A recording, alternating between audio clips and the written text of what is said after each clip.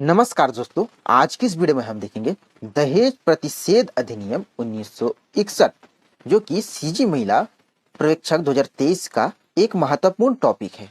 तो चलिए वीडियो को जल्दी से शुरू करते हैं, लेकिन उससे पहले अभी तक आपने हमारे चैनल को सब्सक्राइब नहीं किया तो जल्दी से सब्सक्राइब कर लीजिए। चलिए क्वेश्चन की तरफ। तो यहाँ पर पहला क्वेश्चन दिया है, दहेज प्रतिषेध अधिनियम कब लागू हुआ? तो भारत में, संपूर्ण भारत में कब लागू हुआ ये पूछ रहा है प्रश्न में। तो कब लागू हुआ? ऑप्शन बी हो जाएगा 1 जुलाई 1961 में। देखिए दोस्तों, जो दहेज प्रतिषेध अधिनियम है वो 20 मई 1961 को राष्ट्रपति के पास हस्ताक्षर के लिए गया था, यानी कि उन्होंने साइन किया था। और लागू कब कर दिया गया था? तो 1 जुलाई 1961 में। और कहां पर लागू किया था? तो संपूर्ण भारत में। तो 3 प्रश्न इस क्वेश्चन से बनते हैं। चलिए नेक्स्ट क्वेश्चन में चलते हैं। तो देखिए यहां पर दिया है, दहेज प्रतिषेध अधिनियम 1961 राष्ट्रपति की स्वीकृति कब मिली? पिछले क्वेश्चन में हमने डिस्कस किया था, तो जल्दी से कमेंट करके आंसर बताइए आप कब की थी। तो यह जो है 20 मई 1961 को राष्ट्रपति द्वारा स्वीकृति दी गई थी। देखिए, कोई भी अधिनियम बनता है तो राष्ट्रपति के हस्ताक्षर बिना उसे लागू नहीं किया जा सकता है। तो इसीलिए राष्ट्रपति ने 20 मई 1961 में हस्ताक्षर किया और भारत में लागू हुआ 1 जुलाई 1961 को। चलिए नेक्स्ट क्वेश्चन में चलते हैं। तो दहेज प्रतिषेध अधिनियम 1961 का विस्तार है।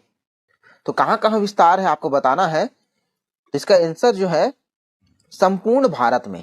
ऑप्शन ए इसका करेक्ट आंसर होगा, संपूर्ण भारत में। दोस्तों, अगर आप इस वीडियो में नए हैं तो चैनल को प्लीज सब्सक्राइब कर लीजिएगा, लाइक कीजिएगा, जिससे हमें पता चले कि वीडियो आपको पसंद आ रहा है। देखिए क्वेश्चन नंबर 4 दिया है, दहेज प्रतिषेध अधिनियम में कुल धाराओं की संख्या कितनी है? तो कुल कितनी धाराएं हैं? 4 ऑप्शन है आपके पास, अगर पता है तो कमेंट करके जल्दी से बता दीजिए। इसका जो करेक्ट आंसर है ऑप्शन बी, 10 धाराएं हैं। चलिए नेक्स्ट क्वेश्चन में चलते हैं। तो नेक्स्ट क्वेश्चन दिया है, दहेज प्रतिषेध अधिनियम 1961 के किस धारा के तहत केंद्र सरकार को नियम बनाने की शक्ति प्राप्त है? तो देखिए यहाँ पर 2 क्वेश्चन बनते हैं, एक केंद्र सरकार और राज्य सरकार। तो केंद्र सरकार जो है नियम किस धारा के तहत बनाती है? तो ये बनाती है धारा 9 के तहत, और राज्य सरकार बनाती है धारा 10 के तहत। तो ये दोनों प्रश्न जो है आपको याद होने चाहिए। फिलहाल इसका राइट आंसर है, केंद्र सरकार जो है धारा 9 के तहत नियम बना सकती है दहेज प्रतिषेध अधिनियम 1961 में। क्वेश्चन नंबर 6 दिया है, दहेज प्रतिषेध अधिनियम 1961 धारा 5 में क्या वर्णित है?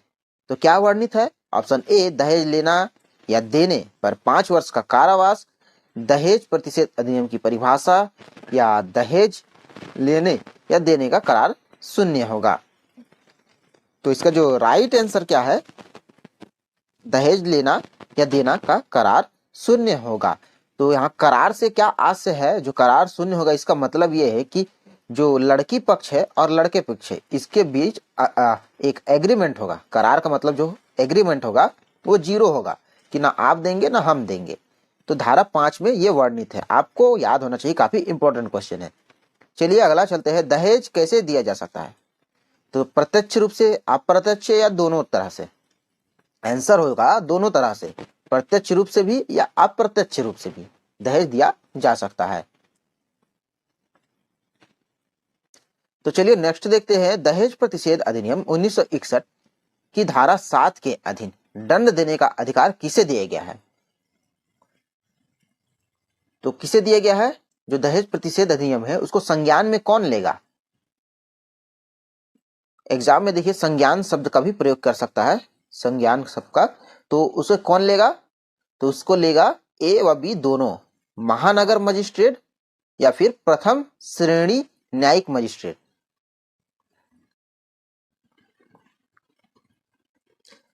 चलिए नेक्स्ट दिया है, निम्न में से क्या दहेज के अंतर्गत नहीं आता है? काफी इंपॉर्टेंट क्वेश्चन है। तो वर के द्वारा मांगा गया, वधु के द्वारा मांगा गया, मुस्लिम मेहर, या फिर सभी। तो देखिए दोस्तों, ऑप्शन सी इसका करेक्ट आंसर होगा, मुस्लिम मेहर। ये जो होता है एक मुस्लिमों का शगुन की तरह होता है, जैसे मुस्लिम मेहर, ये जो है दहेज के अंतर्गत नहीं आता है। क्वेश्चन नंबर 10 देखते हैं, किन परिस्थितियों में कारावास व जुर्माने का प्रावधान नहीं है? कारावास व जुर्माने का प्रावधान नहीं है। तो ऑप्शन ए दिया है वधु के नातेदार द्वारा उसके बिना मांग दिया गया भेंट, या फिर वर के नातेदार द्वारा बिना मांग दिया गया भेंट। इसका जो आंसर होगा ए व बी दोनों होगा। अगर आपने मांग नहीं किया है और वधु के पक्षकार अपने मर्जी से खुशी से अगर कुछ देते हैं तो वो दहेज के अंतर्गत नहीं आता है, ना ही वो कारावास या जुर्माना का प्रावधान है उस पर। चलिए नेक्स्ट देखते हैं, राज्य सरकार को नियम बनाने की शक्ति प्रदान की गई है। तो पिछले क्वेश्चन में हमने आपको बताया था, तो जल्दी से कमेंट करके बताइए। तो राज्य सरकार जो है धारा 10 के तहत नियम बना सकती है। क्वेश्चन नंबर 12 देखते हैं, दहेज प्रतिषेध अधिकारी की नियुक्ति कौन करता है? तो कौन करता है? ये करता है राज्य सरकार। देखिए प्रत्येक राज्य अपने अपने राज्य के अनुसार नियम व कानून बनाती है, तो इसलिए जो है अधिकारी जो होता है न्यायिक अधिकारी वो राज्य सरकार ही नियुक्त करती है। दहेज प्रतिषेध अधिनियम की किस धारा के अंतर्गत विज्ञापन पर पाबंदी लगाई जा सकती है? तो विज्ञापन पर पाबंदी जो है धारा 4 का के तहत। और ये विज्ञापन से क्या तात्पर्य है? देखिए आप अपनी बेटी या वधु का जो शादी करते हैं तो उस वक्त एक विज्ञापन वगैरह छपाते हैं कि अगर कोई शादी करेगा तो इतना इनाम दिया जाएगा या फिर इतना दहेज दिया जाएगा। अगर इस तरह से कोई भी विज्ञापन करता है तो धारा 4 का के तहत पाबंदी लगाई जा सकती है। फिर देखिए दहेज शब्द को परिभाषित किया गया है, तो किस धारा में परिभाषित किया दहेज शब्द को? ये धारा 2 में परिभाषित किया गया है दहेज शब्द को। दोस्तों दहेज प्रतिषेध अधिनियम में कुल 10 धाराएं हैं, तो इस 10 धाराओं की जानकारी आपको होनी चाहिए। क्वेश्चन नंबर 15 दिया है, निम्नलिखित में से क्या असत्य है इस अधिनियम के अपराध में? तो गलत कथन जो है बताना है। तो इसका जो करेक्ट आंसर है जमानतीय है, संज्ञेय है, असामान्य है, असमान्य है या फिर अजमानतीय है। तो इसमें जो बोल रहा असत्य शब्द है वो है अजमानतीय। ये जो है गलत है, क्योंकि जो दहेज प्रतिषेध अधिनियम है वो जमानतीय है, क्योंकि इसमें 5 वर्ष का कारावास या फिर 15,000 रुपए से लेकर जो दहेज दिया गया है वहां तक जुर्माना लगाया जा सकता है। संज्ञेय भी है और असामान्य है और अजमानतीय है, ये जो है गलत आंसर है। तो यहाँ जो असत्य जो पूछ रहा है ये असत्य है। चलिए दहेज प्रतिषेध अधिनियम में संज्ञान किस पर लिया जाएगा? सूचना पर, पुलिस रिपोर्ट पर, परिवाद पर या फिर उपरोक्त सभी पर? तो करेक्ट आंसर है उपरोक्त सभी पर हो जाएगा। देखिए अगर कहीं पर भी दहेज चल रहा है, ले रहे दे रहे तो आप जाकर सूचना देंगे तो उससे संज्ञान मिलेगा। पुलिस अगर रिपोर्ट लिखती है, रिपोर्ट करती है तो उससे भी संज्ञान मिलेगा। अगर परिवाद तो इसके तहत भी संज्ञान में लिया जा सकता है। ऑप्शन डी इसका करेक्ट आंसर हो जाएगा। चलिए नेक्स्ट क्वेश्चन में चलते हैं।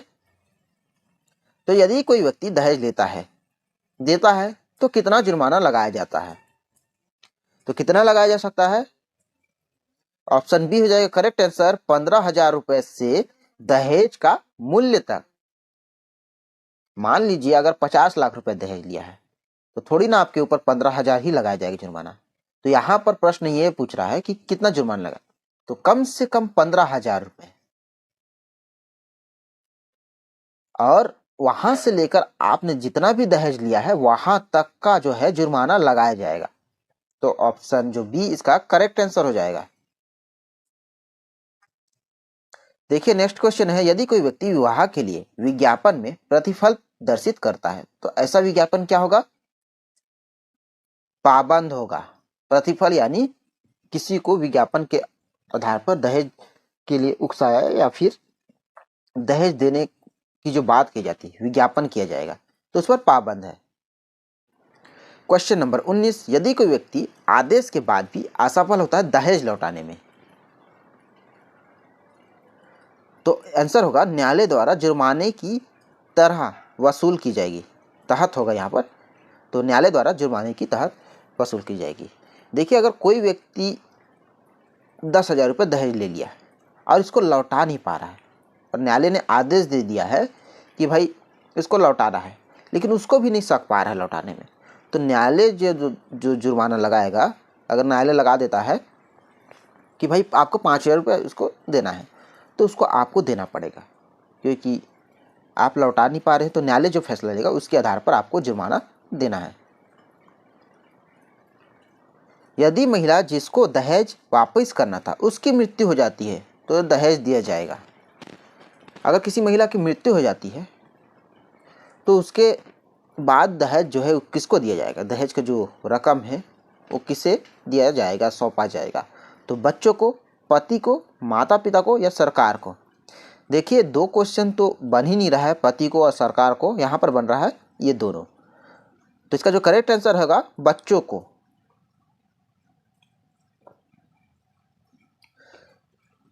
बोर्ड में कितनी महिला होगी जो समाज कल्याण क्षेत्र से होंगी? तो देखिए जो दहेज प्रतिषेध अधिनियम के तहत सलाहकार बोर्ड बैठता है, कमेटी जो बैठती है, उसमें समाज कल्याण के क्षेत्र से कितनी महिलाएं होंगी? तो उसमें 2 महिलाएं होंगी,